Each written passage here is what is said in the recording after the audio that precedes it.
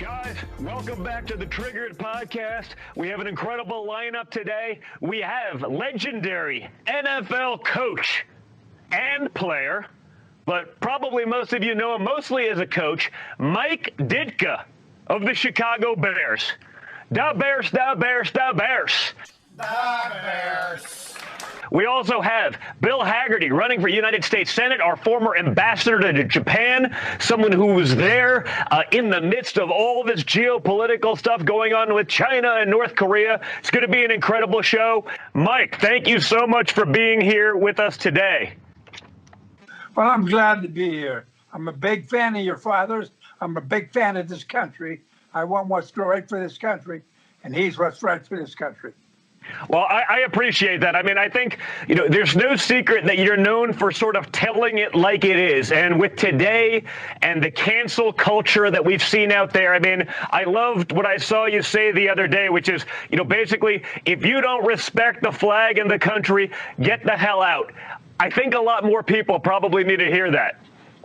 Well, I grew up that way. I mean, that's the way I grew up. My grandparents came. My grandparents on my father's side came from the Ukraine, so they came from Russia. But they enjoyed everything about this country, mostly the opportunity to work, to have a job, work in the steel mill, work on the railroad, and that's what they did. And they were grateful for it. They ended up, and I go back to when I was a kid, because I was at my grandmother's a lot, and they lived right down the street. I mean, they had a nice little house. I mean, it was very nice. I mean, and then they had a good life. My dad was, he was in the Marines, came home from the Marines, and I got to know him real good because he whipped my ass a lot, but that's okay. He was a good man. He kept me out of a lot of trouble. Well, I think some kids probably need a little bit more of that. I have a similar story. Obviously, I was, very blessed as an American, but my mother escaped communist Czechoslovakia. So, just a little bit west of the Ukraine. And it was the same thing. My grandparents who grew up in communism, they understand sort of the incredible blessings we had here as Americans. And my mother was also that sort of old school Eastern European disciplinarian where when I needed it, she too whipped my ass. And I think, maybe a few more kids in this country probably need a little bit more ass whooping than participation medals and trophies. How can you say that? These poor kids, we can't touch these kids. I mean, I can't even tell you. My dad was a Marine, like I said, and he came. I didn't really know my dad till I was about 5 years old because he was in the Marines. And when he came home, I don't know if you've ever seen that dress belt the Marines wear, that big leather thick. Well, I got acquainted with that real well because that thing found my ass constantly. Well, my mom's weapon of choice was the wooden spoon, but yes, it's my grandmother's. It's definitely similar, and my grandparents had a little bit of that mentality too. So I got it, and honestly, I needed it. I'm not there. I needed it. But, by any other standard today, that would not be acceptable. There is no kind of discipline. Everyone wins. Everyone participates. Now, Coach, this is maybe something where you can talk about. I mean, sort of this participation medal. Everyone wins. No one has to do anything. They just show up and everyone's a winner. I mean, do you think that would have flown when you were coaching football or when you were playing football? Bullshit. That's what I say. That doesn't fly. You play the game and you work as hard as you can at it. You play it as hard as you can and you hope that you're good enough to be on the team, a part of the team. That's all it was. That's all it was for me. I mean, I was a little guy when I was until I got to junior high, and I was still a little guy in junior high. I got my butt kicked. I got a little bigger my sophomore year in high school. And my junior year, I started on the state championship football team.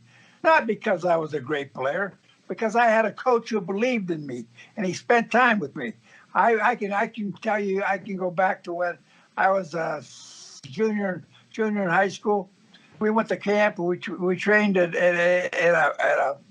one of those camps, and he would keep me after practice, and not because he wanted to hurt me. He wanted to teach me how to block, how to Yep. do the things you had to do to be a good football player. And I learned, and I'm glad he did. I'm glad he took the time. The old Dutchman was one hell of a guy. I had a great high school coach. Well, I mean, that's important. I mean, mentorship is one of those things that's just so important. You sometimes need that person to take you under their wing, show you what's right. But again, it doesn't just magically appear. I mean, you put in the time and you put in the work. Let's talk about that. Like, obviously you reshaped the game when you came in there and played and started playing in 1961. You then certainly did it as a coach where you were just known for being tough and strong.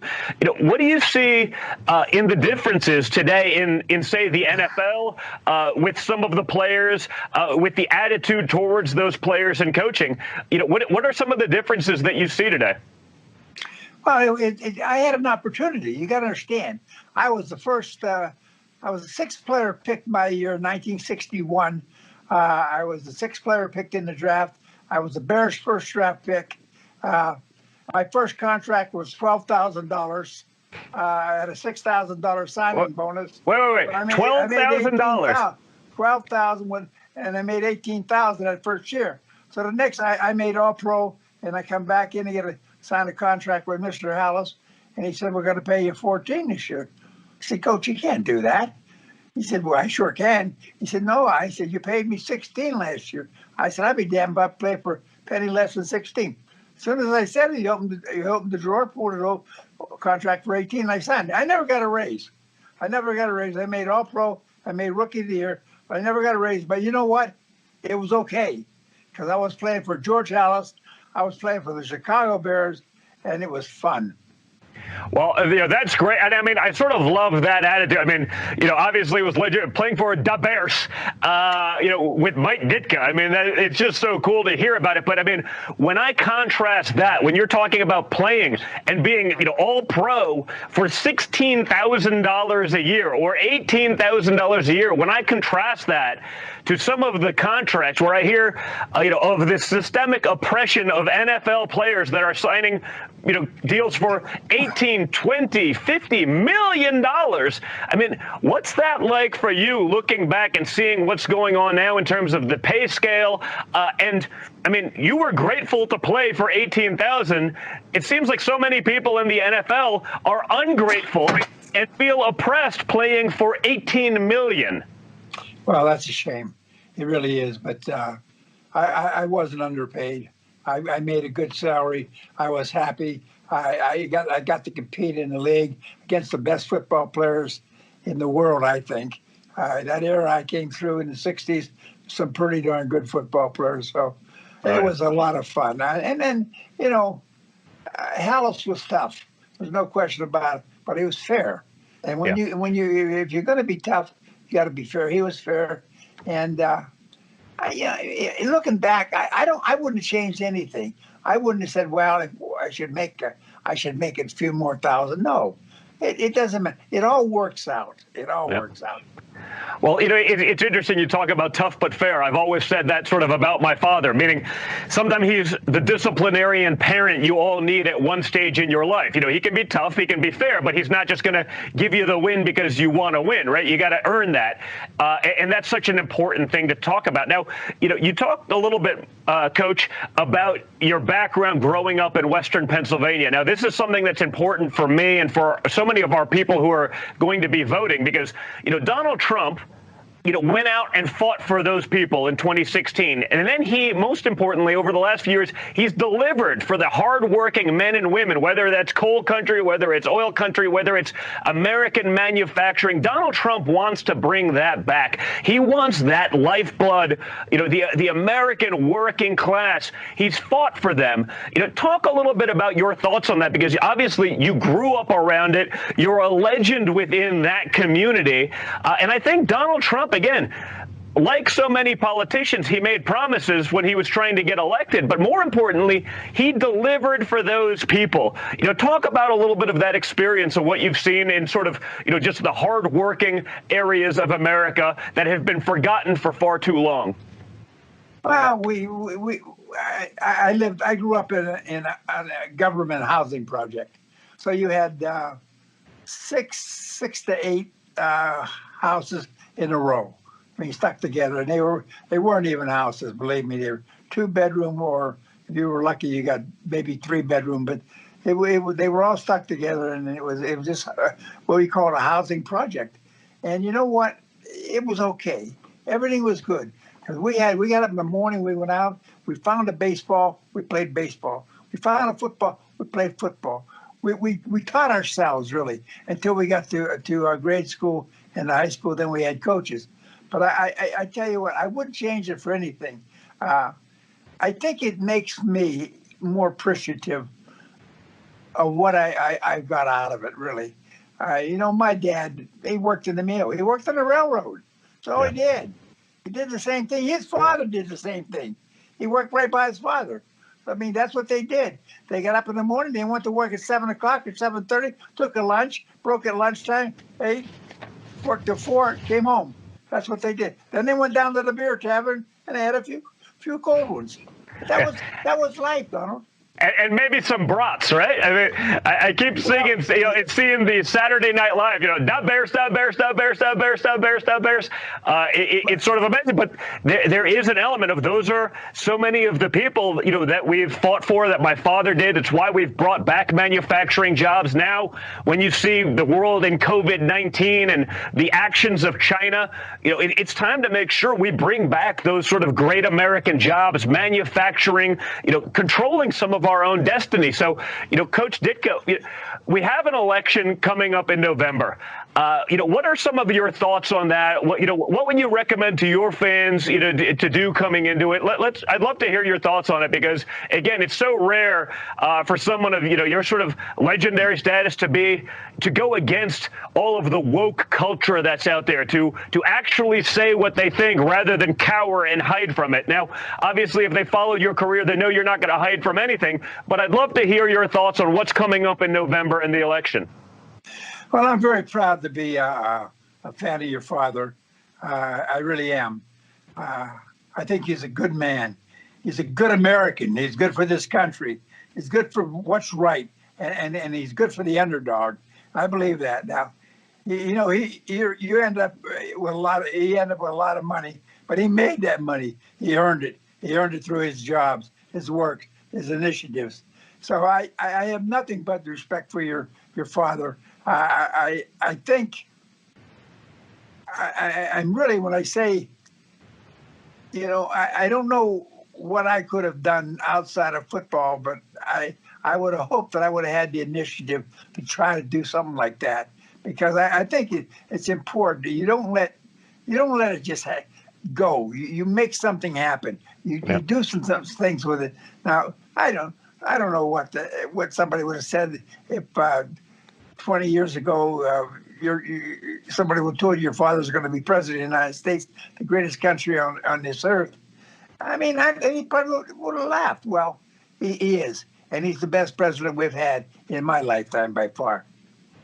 Well, I really appreciate that. It means the world to me. And I think you're right. I mean, it's so important to have someone who, like you said, didn't need this job, didn't have to be president, but he's doing it and he's bringing the experience that he got in the real world, not like a Joe Biden type who's been in Washington, D.C. as a career bureaucrat for 50 years. I mean, think about that, Coach. For 50 years, when you were starting your football career, Joe Biden was getting elected into office. I mean, it's going back a little bit of a ways. If he could fix anything in America, why hasn't he done so in the first half a century of his career? So, it's sort of amazing to me. And I take that as such a compliment. And I know that my father will as well, Coach. Well, it's and I don't, it's not about what Biden wants to do. It's really the fact that, he's there, but he's not there. You know what I mean? There's nothing to it. I mean, it's just a shell. And your father stood up. He took the shots, and I like that.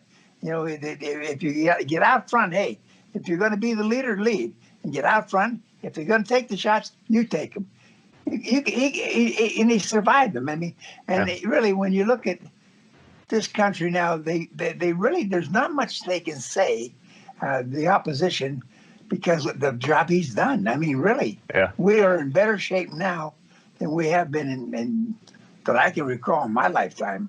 Yeah, and amazingly enough, he was able to do that despite impeachment nonsense, despite 3 years of a Russia hoax. I mean, they threw the kitchen sink at him. I mean, they threw, a Mike Ditka type football team against him, and he managed to still get those things done, which is even more impressive. It's why I'm so ardent about making sure people vote. We got to get back the House. We got to get back the Senate so that we have finally a team that can push things in that direction where you're not fighting against what he wants to do, because what he wants to do, I believe, and it seems like you believe, will be awesome for the country, and that's the direction we need ahead. Absolutely. It'll be the best thing for the country, and he's always put the country first, and I think that's the most important thing. And that's why he's the guy. He's the right guy for the job. Come on. I mean, I got nothing against any of the other people running or anything. I'm just telling you what, it's kind of a clear-cut thing to me. You know, it's, hey, he's the right guy. Let him do his job. When he's done doing his job, get somebody else in there, fine. Well, I really appreciate that, Coach. It means the world that you'd be on here. Guys, thank you for tuning into Triggered. Legendary Coach Mike Ditka, thank you so much for joining us, for all the incredible words. We're going to go to commercial break right now. We'll be back in a little bit, but thank you so much. Thank you very much, Coach, for being here. You're a legend and a great American. God bless you guys. Take care. Thank you. Had an amazing conversation with legendary football coach and player Mike Ditka. Hope you had a good time with that one. But now we're bringing in a real friend of the campaign, someone who was there before it was politically expedient for us, someone who was there for us in 2016 when we had no chance of winning and we were going to lose to Hillary, as the saying goes, bigly. Guys, we're here with Bill Hagerty. Bill Hagerty is a true friend of the campaign, someone who's been there when it wasn't exactly politically expedient to do so. Bill is now running for the United States Senate in Tennessee. We're going to need your help to get him over the line. He's got a primary coming up in about a week, so make sure to get out there early voting. Bill, great to be with you. Great to be back with you too, Don. Well, so, my father, myself, we endorsed you guys. How is the race going? What's happening over in Tennessee? Look, it's going great right here. But before we get started, I got to check in with you on what just happened with you. You really triggered the folks at Twitter. I heard you got a timeout for 12 hours. What's up with that? I got a timeout. I posted a video of a group of doctors with a congressman on the steps of the Capitol building. I just said, wow, this is interesting. This is a must watch. You should see this. I didn't say this is correct. I didn't say this is right over not. I just said you should watch it because it's so contrary to the narrative that we're being, force fed. They're just cramming this nonsense down our throat. And it was a group of about a dozen doctors talking about the benefits of hydroxychloroquine in their studies, people who are on the ground doing this stuff every day. And I was amazed that was spreading misinformation. Now, it was interesting. I was on Tucker the other night, and I basically said, hey, here's the thing from the Hill where Twitter literally said, we are not going to take down posts from people in the Chinese Communist government spreading disinformation. That does not violate Twitter's rules. Spreading disinformation by Chinese Communist Party government officials does not violate their rules. But apparently me sharing a message, not advocating for it, but just saying, hey, maybe you should check this out and make up your own minds. Apparently that does. So that's the state of affairs in my world. That's what we're all up against because we have such a big hurdle to get over. When you have the social media masters telling us what you're going to hear, what you're going to learn, dictating that message, that's really scary, Bill. And so, this is why we need not just the presidency, but we need guys like you in the Senate. We need to get back the House. Otherwise, it's over. And the social media masters are going to do whatever they can to try to control that narrative. If they can do it to me, they can do it to anyone. Yeah, it's because you're a strong conservative fighter. I mean, look, the Ayatollah has an account. He can say death to Israel. That's not offensive to them. But just the fact that you're a strong conservative, they're gonna be shutting you down. Just conservative voices everywhere under attack. No, that's 100% true. They can say death to Israel. They can, literally throw homosexuals off of buildings because that's, verboten there. That's not a problem. That's okay, according to Twitter. But me passing on a message from a group of licensed doctors that's contrary to the narrative that they would like. And again, the science on this is not settled, Bill. There's a lot of disputes on that. That's what happens in science. So the fact that they would do this just shows they're trying to instill fear in people. They're trying to make sure that people are afraid because that they believe will help, creepy Joe Biden, who's hiding in the basement for the last few months. That's how they're going to help the Democrats win. So this is, again, what we're up against. But give us the state of your campaign, Bill, because, obviously it's a big one. The Senate is going to be a very tough race. The map sort of doesn't work as well as it has in the past for Republicans. I mean, your seat is one that we got to win. Talk about it. Absolutely. We've got to send a strong conservative voice into the United States Senate, someone that's a true conservative, too. I mean, that's obviously why you've been on board with me from the beginning. The reason that you're dead endorsed me and actually brought me back from my recent post in Japan to come back and run for the United States Senate. We need people that understand and have the competence to deal with the challenges of today. Look at things domestically. We've got huge challenges. Yeah, I agree with that entirely. I mean, talk to me a little bit about that. Obviously, you are our ambassador to Japan, right? That's a kind of a big post. You're right there in the heart of so much of the action that's going on. I mean, especially now as you're related to, COVID and what the Chinese did, lying to the world about it, spreading the misinformation. We just talked a little bit about that. I mean, you were right there in the heart of it. And again, you don't get that post if you're not trusted, right? This isn't one of those, hey, you get to be ambassador to a tropical island somewhere. I mean, Japan is a big deal. Talk about that a little bit and what you saw and learned over there. Look, Japan's anything but a tropical island. This is a post that's absolutely critical to our national security. We have more military stationed in Japan than any place else in the world. Why is that? Because that's the focal point for dealing with the entirety of Asia. So when I got there, we're dealing with North Korea and China every day. Of course, I was there looking China right in the eye. We've now got 2 aircraft carrier fleets deployed, pushing back on China. That's happening out of Japan. I mean, China has not been our friend for ages. I've seen this. You've seen it. Your father's seen it. It's been going on for decades. We've had failed policies. Both Republican and Democrat presidents, in the past have looked the other way while China's continued to mount their aggression. And talking about look the other way, Beijing Biden, could you imagine giving him the keys? I mean, we know the financial ties that Beijing Biden has with the communist Chinese regime there. His family is closely linked to them, as we all know. We've got to have somebody that actually is clear-eyed and sees the threat that China is. They unleashed this pandemic on us. They've cost us over 150,000 lives right here in America, millions of jobs. We've got to hold them accountable. Look, I want to make China pay. I know how to hit them where it hurts. We need to make Made in the USA the theme of America again. Well, I mean, I think that's an important point because obviously, the Beijing Biden thing, not just the financial ties of, Joe Biden's entire family. I mean, imagine for 1 second that I took $1.5 billion, $1.5 billion from the Chinese government. You'd think the media would have a problem with that, but it's okay for a little Hunter.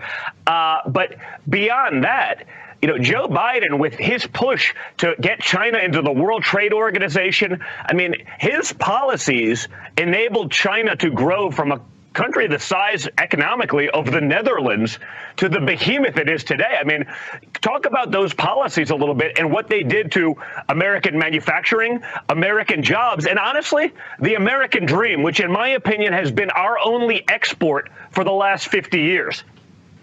That's very well put. The American dream has been exported. And what we've done is we've opened ourselves. We've made ourselves vulnerable to China in so many ways. I mean, China has increased their military expenditures 8-fold over the past couple of decades. Only until your father became president did we begin to rebuild our military. I mean, the strategy out there was leading from behind for 8 years under Obama.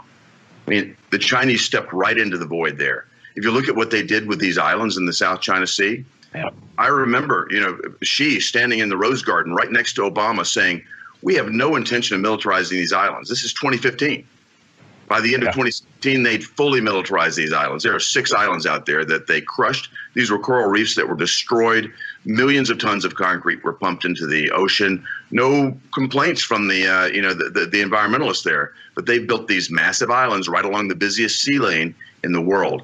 They have militarized the South China Sea. They're pushing every day, and we're now pushing back. Thank goodness that your father's come into office to really stand up to this for once. And we need to continue to push this forward. And we need allies in the United States Senate that understand the true threat that China is. I mean, we've exported our jobs to China. We've allowed them to have very unfair trading terms with us. And not until your father came into office and stood up to them have we begun to push back and make real progress economically and diplomatically, too. Look at what they did with the WHO. They've overtaken that organization. Yep.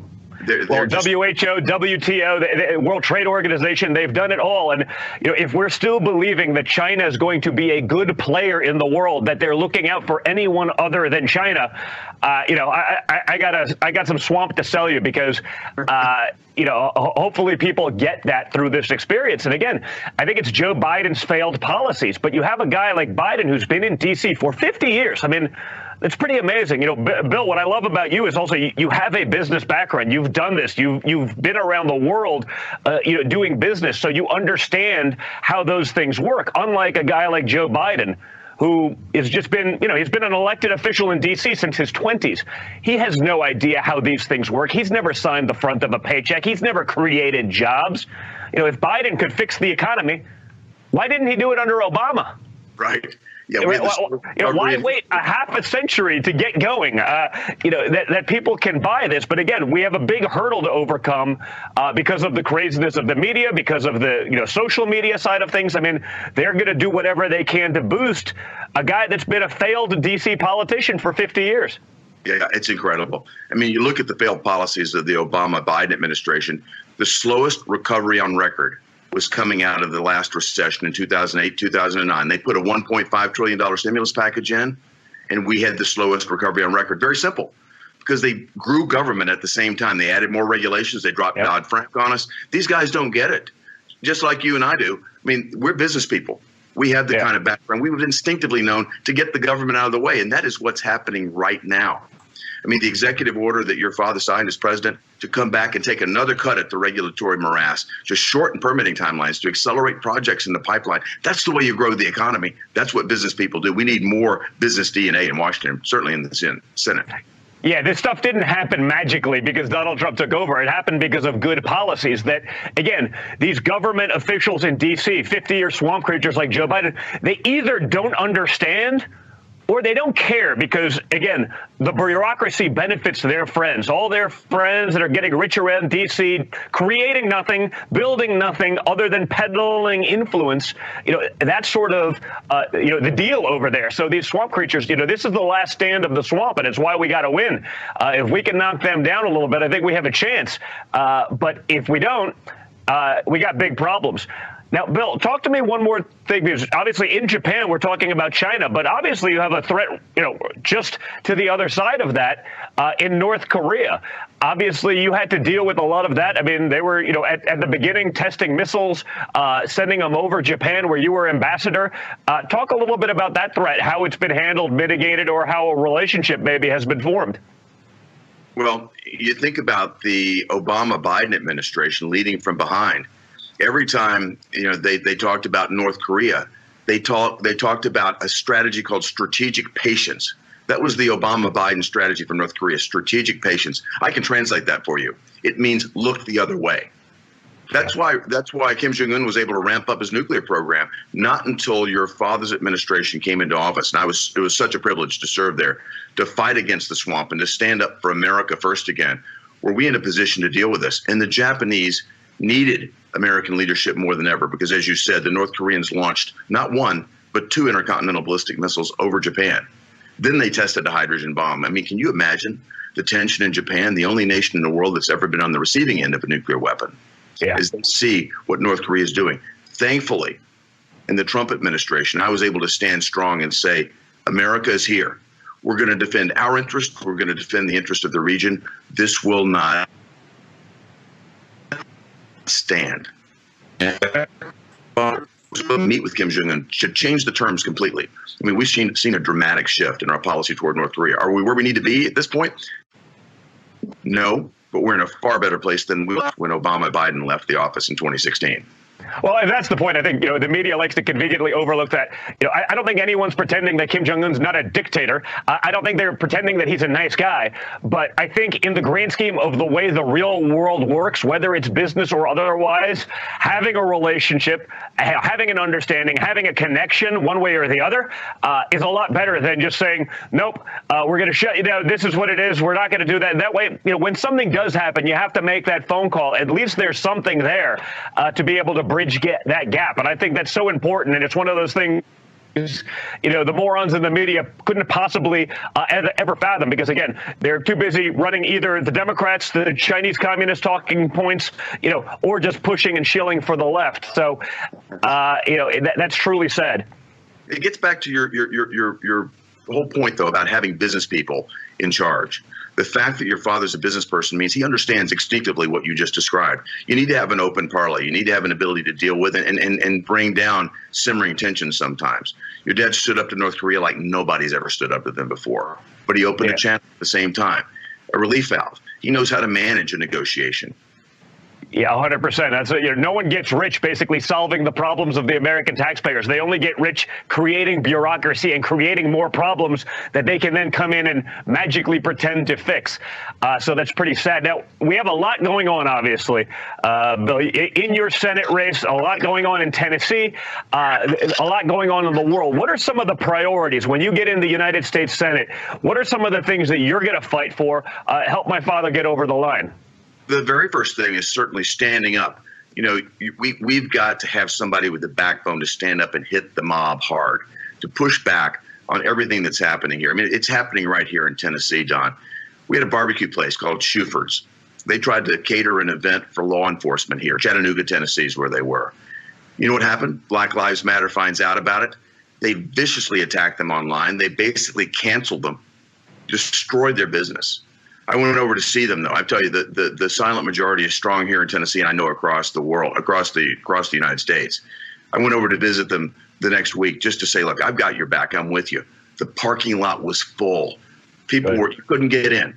I mean, this is the way people really feel. So this cancel culture, this mob that are trying to destroy statues, erase our history, we're going to push back against this. We've got to. And we've got to have voices in the Senate that are strong enough to have the backbone to stand up and do that. And I want to be that senator for Tennessee. Well, I think that's so important. Also, we got to get onto the economic. Go ahead. I'm sorry. Yeah. No, your father's appointed me to the White House Economic Recovery Task Force, too. We've got to get our economy going again. And because I have a solid business background, solid business experience, I've been working with the team already to work through this deregulation process and, again, accelerate all the projects that are in the pipeline, make it easier to get the government out of the way. And the other thing I'm working on is hitting China where it hurts. I want to get their supply chains back. We cannot be dependent on China for our antibiotics, for our medical supplies, for our high technology. We've got to bring the jobs home. We've got to reshore them. That will hit China economically, and that's going to have a big impact on their malign behavior. Well, I think without question, I mean, that's one of the huge ones, and that's why you need a business guy like yourself and my father in it. It's why when my father got elected, we were actually able to move the needle on so many economic metrics that were just stagnant for so long. So obviously that's huge. And you're 100% right about the cancel culture. And I think that's something that's really important for everyone who's watching to recognize. Like, this isn't just going on in Portland. They're trying to do this everywhere. If you don't think that this stuff is coming to your backyard, if you look at this Biden-Sanders, Communist Manifesto Joint Unity Agreement, that's not just, people talking about it. It's on Joe Biden's website. Yes. I mean, this is a radical left progressive agenda, because Joe Biden's not the guy in charge. It's the other people in Congress, the Hamas caucus and those kind of people that are up there. Those are the people going to be driving this agenda, because I don't think anyone seriously believes that Joe Biden's going to be the guy in charge. Just watch him for 5 minutes and you realize that's not the case. But we got to be careful. This isn't just happening in Democrat-run cities. It's coming into your backyard. And November 3rd is your last chance to push back before they get their wish list. Amen. It's happening right here in Nashville. Planned Parenthood was just here burning the American flag in our streets. I'm with your dad. You burn the flag, you go to jail. The Democrat solution to all of this is let's defund and dismantle the police. I've got a better idea. Why don't we defund Planned Parenthood once and for all? Yeah, I'm not sure why the American taxpayer is paying for those things, but again, this is what this leftist progressive agenda will certainly do to you. You get to pay for, and again, this is the Biden-Sanders unity plan on Joe Biden's website. I'm not making this up. I mean, you get to pay as the American taxpayer. You have the privilege of paying for illegal immigrants to get free health care. Now, you don't get that yourself as the American taxpayer, just the illegals. You also get the privilege of getting free housing for criminals coming out of jail. Wonderful. Guess what? I would like American taxpayer dollars to go back to benefit the American taxpayer and their children.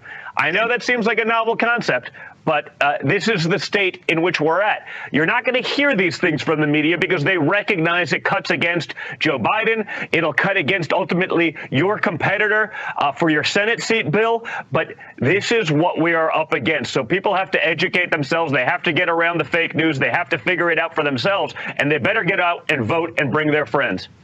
No, it makes a difference. I mean, that manifesto is happening all over America. And as you say, right here in my primary, I'm essentially running against the guy that should be in the Democrat primary. He defends Obamacare. He advocates for socialized medicine. He's out funding Act Blue. He applied for a position in the Obama White House. These are the kind of people that are infiltrating. And they get these never-Trumpers around them. He's got a whole team of never-Trumpers that are his consultants and staff. And they come in and act like they're Republicans running this party. And it's something we got to stand up against right in our own backyard. So we need to make sure we get people out to vote, certainly in my primary. As you said, early voting is going on right now. We need them to vote before next Thursday, August the 6th. That's Election Day here in our primary. 100%. And guys, get out there, vote between now and next Thursday. Vote for Bill Hagerty for the United States Senate, because I know the difference. I mean, you're 100% right. Your opponent, I've never heard of him before. And most importantly, I know he wasn't there for us like you were in 2016 when we had no chance of winning. I know he wasn't vocal about Trump, and supporting that agenda throughout. It's only now when he's running for Senate, magically he pretends he's all of a sudden he's on the team. He wants to do all these things that are Trumpian. I've never heard of the guy before. But again, your opponents, they'll run with those kind of things. So Tennessee, get out there, vote between now and next Thursday. Vote for Bill Hagerty for the United States Senate. Bill's going to be a fighter for us. Bill, thank you so much for being on here on the Triggered Podcast. Guys, thanks for tuning in as always. I really appreciate it. You're the best. Get out there. Let's win this thing. We got less than 100 days left. If you want to recognize your country, if you want to enjoy the freedoms that we love as Americans, get involved.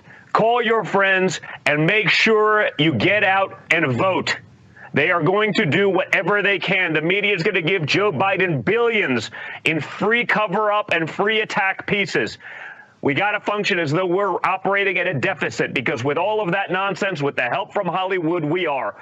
So help us, help guys like Bill. We need to control the Senate. We need to control the House, and we got to hold the White House. Thank you very much, guys. We'll see you next week. We will make America great again.